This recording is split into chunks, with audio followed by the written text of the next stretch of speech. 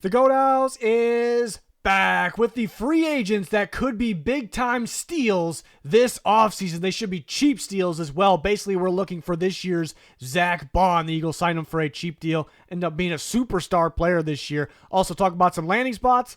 Let's break it down. Joseph Ossai, pass rusher from the Bengals, is a sneaky good free agent, and maybe a team pays him as such, but I think he could be on the cheaper side. He had 5 sacks last year. Not a ton, but I think a decent amount for a guy that plays his number of snaps. And 5 of those sacks, all 5 of those sacks, came in the last 7 games. He got at least half a sack in every single game but one the last 7 weeks. So he was up to something down the stretch, obviously getting better, has a lot of upside. There was some thought when he was coming out of Texas, is he off-ball linebacker? Is he an edge rusher? Ends up being an edge rusher. So it kind of makes sense that his best football is going to be on his second or even third contract, and he's coming off his rookie contract right now. So Bengals could definitely want him back. They switched defensive coordinators. I don't see why he wouldn't be able to fit Al Golden's scheme. He seems to be a hybrid scheme fit, meaning he can fit a 4-3 or a 3-4. The Bengals were a 4-3 base, but he would stand up and rush for the most part, but can do either. So you can list a ton of fits for Joseph Ossai here. The Buccaneers really stand out. They like to have their pass rushers drop in coverage. They like to have the guys that can stand up and rush as well, but have a certain level of physicality to them. So the Buccaneers do make some sense here. Tennessee Titans do as well, looking for a young pass rusher to add with Harold Landry. Ossai could be that guy. They do have a little bit of a connection. Brian Callahan was with the Bengals. He just wasn't off. He was an offensive coach with the Bengals. He's the head coach of the Titans, but he knows Joseph Ossai. Could that be enough? The Colts, actually, Lou Anarumo is now the Colts defensive coordinator. He was the Bengals defensive coordinator. Do they move on from Abukum? And then do they add a guy like Ossai? And the Patriots could be looking for another pass rusher to pair with a young guy like Keon White. They typically like the guys that could drop in coverage as well. But I could sit here and list teams like the Panthers, teams like the Ravens would be interested at the right price.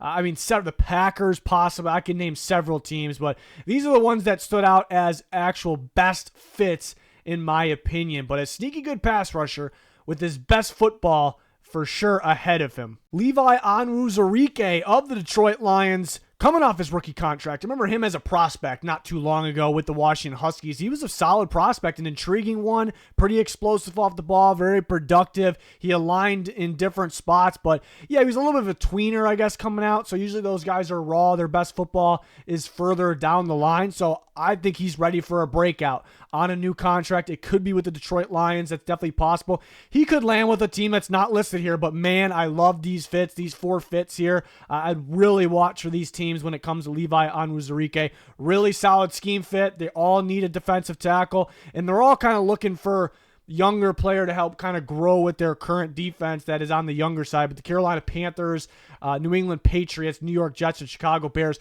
a few of these teams actually have some coaching connections, past guys that worked with the Lions, worked with Onwuzurike as well. So I am really focused on these 4 teams. Well, and 5th team, the Lions. Of course, you can land somewhere else, but a lot of really solid. Not every player has yes, that is a great fit, or multiple even.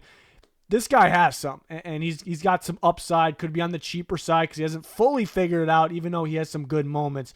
But a guy that's going to continue to improve towards that breakout season going forward. Brandon Stevens, the corner of the Ravens. I touched on him a little bit in a very recent video, but I think he's solid as a cheap, underrated, sneaky free agent. Should be on the cheaper side. Yes, he didn't play great for the Ravens. He gave up some big plays here and there, but the Ravens played him. He got some experience. It's also hard to play corner for the Ravens because they ask a lot of you. They're in man 1 second, they're in cover 2, then cover 4 the next plays.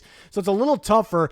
He also switched positions to the opposite side of the ball in college. He was a bit of a tweener. Is he a safety? Is he a corner? He's just learning the position coming out of college. And then he was kind of eventually made into a full-time corner, and I liked the experience that he's got. So since he was a raw prospect, he's just getting more experience. They asked a lot of him. Again, he's going to continue to grow. He's going to continue to get better. So he's a sneaky one here that definitely should be on the cheaper side because he hasn't played that great, but teams could see the upside there. I do like the Colts, who I mentioned with him before. I think it's a fantastic fit in their new look defense under Lou Anarumo. They're looking for corners for sure. They probably want to go a younger route, though. I don't think they're going to go long-time veteran-type additions.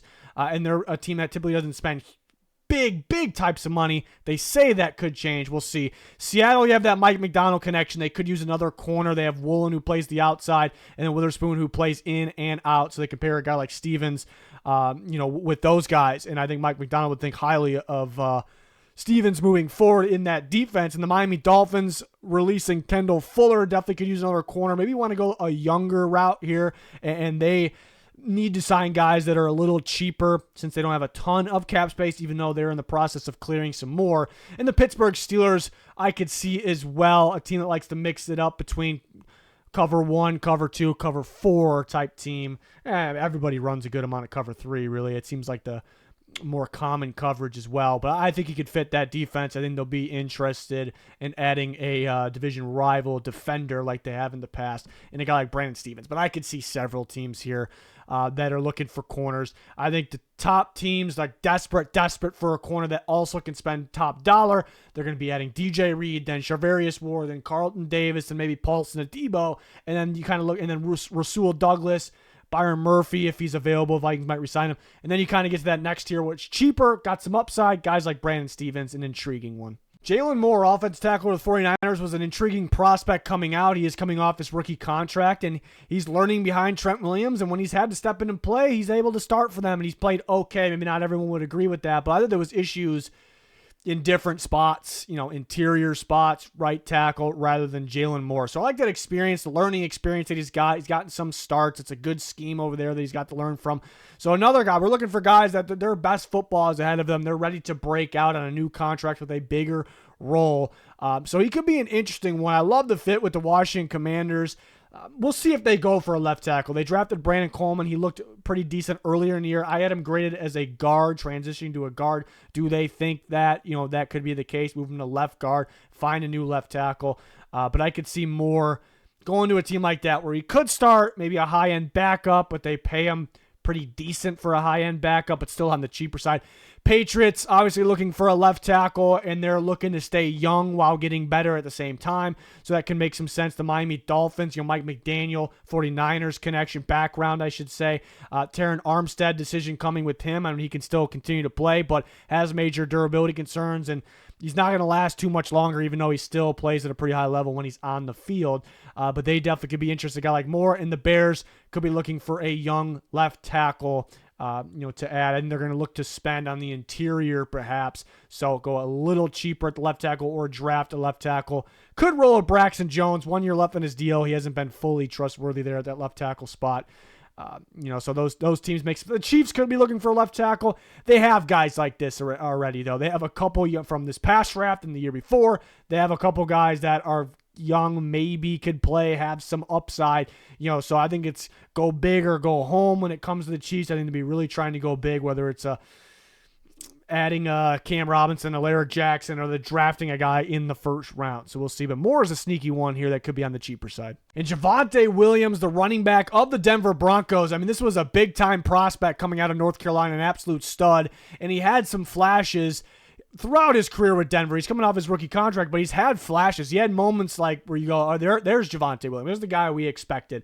But overall has been underwhelming. People kind of view him as an underwhelming prospect, underwhelming guy. Expected a lot more from him. Couldn't stay fully consistent. But at the same time, has he really ever fully got the chance to really get going? I'm a believer at the running back position where running backs got to get going. And within the game, but within a season, you have to kind of get them going. So I know a lot of staffs, teams are in favor of trying to get that running back duo, the 1-2 punch. To me, it only works if you have Jahmyr Gibbs, David Montgomery, two legit running backs they're different. They complement each other so well.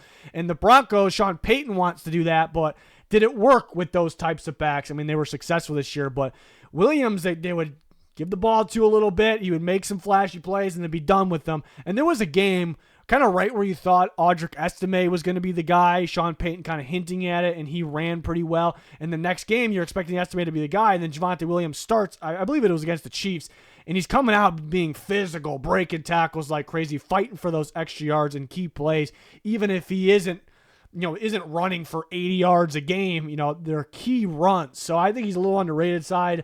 On the underrated side, I think if you kind of get him going, he can be something. He's physical. He can catch the ball fairly well. People don't give him enough credit there. So if he finds the right home, unfortunately, he might be in a split carries type situation because I don't know if anyone's going to trust him. We're going to bring him in. He's going to be the full go guy because he's been underwhelming so far.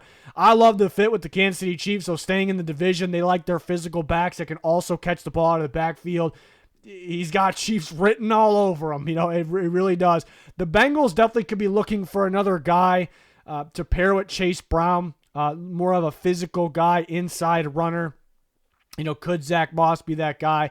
But I could see the fit there as well. The Vikings, it sounds like they're working towards bringing Aaron Jones back, but they don't want to pay him like a full-time starter because they don't want him to give him those full time carries. So they have been really lacking a physical back, the Vikings. That's been a problem for them for several years now. Short yardage, goal line, just having a physical guy. But it's because they really want guys that can only guys that can catch the ball out of the backfield, and typically those are the smaller options there. But so Javonte Williams would be a good pairing, I think, with Aaron Jones. And then Ben Johnson, the Bears, could be looking for a 1-2 punch, pairing with DeAndre Swift, looking for more of that physical back that can also catch the ball, and I see that with Javonte Williams. So some teams that could use a starter, but maybe a high-end 2 could work his way into a starting role. Makes a lot of sense as some fits there. So he should be on the cheaper side for sure. He could have a breakout year on a new team in the right role. I just really love those fits there for a guy like Javonte Williams. So could be a sneaky one. So those are 5 guys that to watch for. Could be cheaper, could be sneaky good, ready to break out. Could be that Zach Bond of this year.